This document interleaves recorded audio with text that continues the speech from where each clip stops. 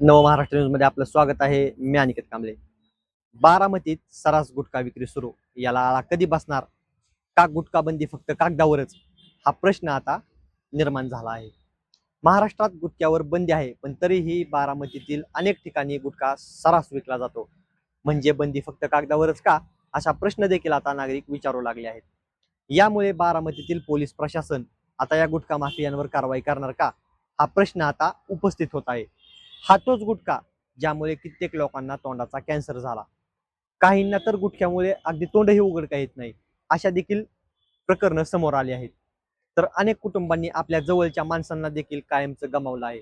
एवढं माहीत असतानाही काही गुटखा माफिया फक्त पैशांच्या आभासापोटी लोकांच्या जीवाशी खेळ करत असल्याचं त्या ठिकाणी चित्र समोर आलं आहे.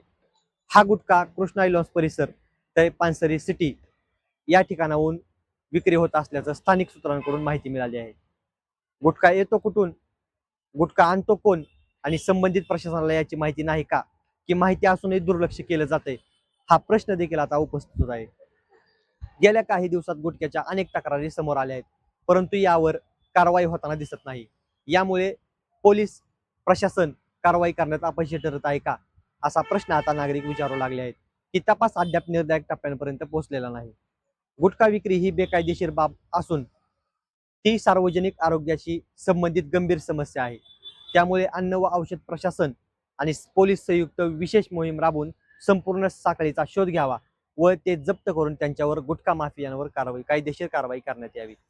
स्थानिकांचं म्हणणं आहे की गुटखा विक्रीवर तातडीने कारवाई झाली पाहिजे, कारण याचा सर्वात जास्त परिणाम आपल्या तरुण पिढीवर होत आहे. आज अनेक युवक या व्यसनाच्या आहारी जात आहेत. पुढे भविष्यात अनेक गंभीर आजारांना सामना देखील त्यांना करावा लागेल. परंतु आता या प्रकरणाला आळा बसणार का, एवढंच पाहणं महत्त्वाचं ठरणार आहे. कॅमेरा पर्सनसह मी अनिकेत कांबळे, नवमहाराष्ट्र न्यूज, बारामती.